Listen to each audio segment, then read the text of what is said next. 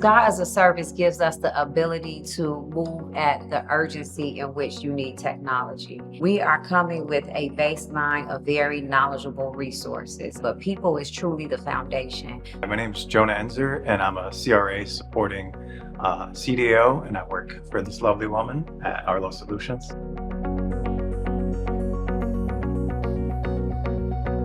I found my way to Arlo. So first of all, I joined the military. So I served in the Navy. I did intelligence and I supported special operations in a multitude of combat zones and contingency operation areas. After that, I also started contracting. I supported some customers at the Pentagon. And then I found myself supporting the F-35 program on the federal government side, doing anything from program management, cybersecurity, cyber assessments, and strategic planning.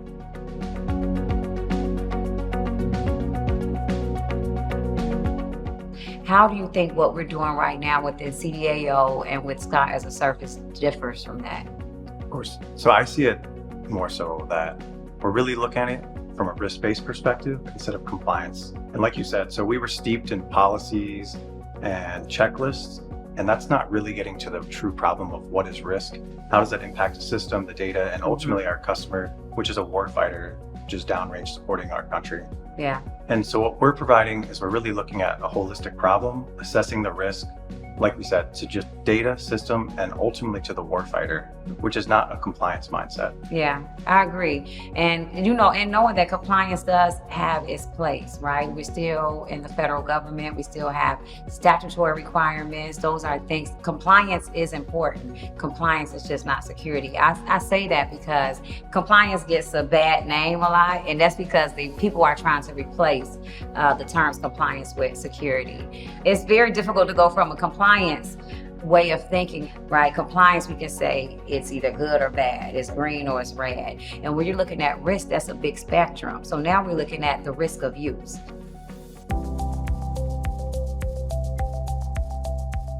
Right now, or typically, every department works in stovepipes. So the cyber team is working here, the operations team, the missions team, and one team member we need to bring is the contracting team and the acquisition team.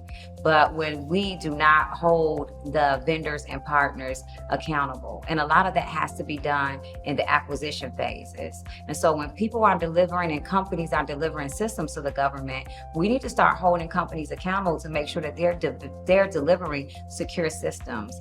And in order to do that, we have to move left in the time frame, which means we have to go along with the company as they build. We shouldn't be trying to catch companies up. I think that the important thing that CRA as a service brings to the table is, we have people that engineering mindset, we also have that compliance background, system security engineering, and then we work cross-cutting with contracts, with program managers, with the operational side as well. Yeah. And we can show that, there is this gap, there's a technical gap that we need to address. And we can brief that to not only, the technical minded folks, but then also senior leaders across the government and our combatant commanders.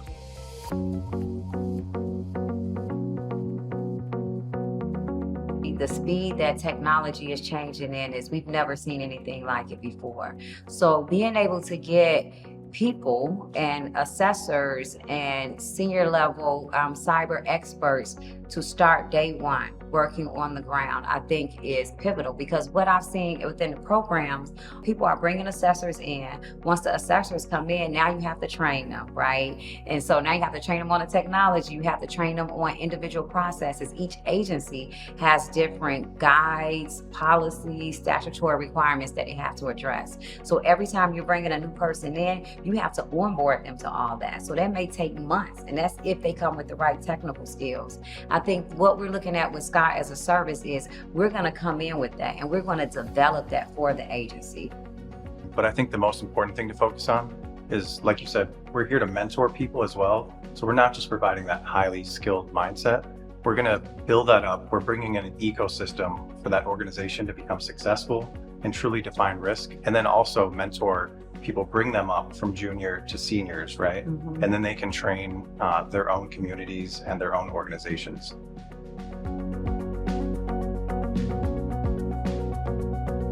And I think one thing that we also do different when it comes to assessment is really focusing on assessment strategies, cybersecurity assessment strategies.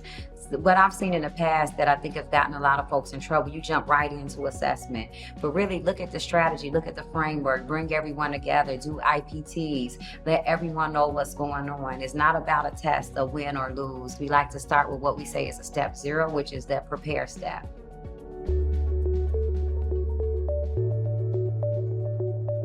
Like for me, it's going to be like SCA as a service. We're providing that tailored, customized risk assessment. So no matter if it's a laptop in the basement, a fighter jet, or a cloud-based technology, we're there to customize the risk assessment and focus on the risk of use.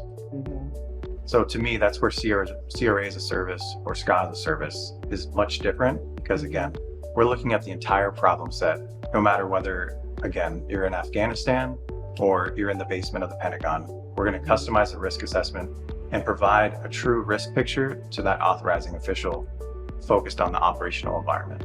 SCA as a service gives us the ability to move at the urgency in which you need technology. And it does that because we are coming with a baseline of very knowledgeable resources. I know we've heard this all the time, is people, processes, and technology, but people is truly the foundation. So we put a lot of work into making sure that we have the right people like you. And it's not only the technical skill set, it's certain things like personality types. And the personality types that we hire are people that are experts but have an inventive mind. This is not relevant only to CDAO. This is relevant in any organization. Federal, DOD, commercial. It's really about how does an assessor and what we're doing for governance, risk, and compliance become an enabler. We should not be the team of no.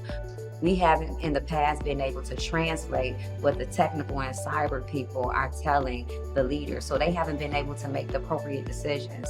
And those are areas that we are here to fill that gap.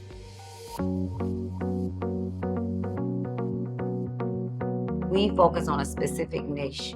We are not trying to go and look at everything under cyber. Cyber is like saying you are a doctor, right? Am I a pediatrician? Am I a brain surgeon? We are very specific to governance, risk, and compliance. So that gives us a lot of power because we're not trying to understand and learn everything. I don't want to be a developer, but I need to understand what you do so I can overlay this cyber framework. We don't care about working with vendors that's on the ground. We don't care about working with government. We work with the team holistically. We get the right, smart people in the room.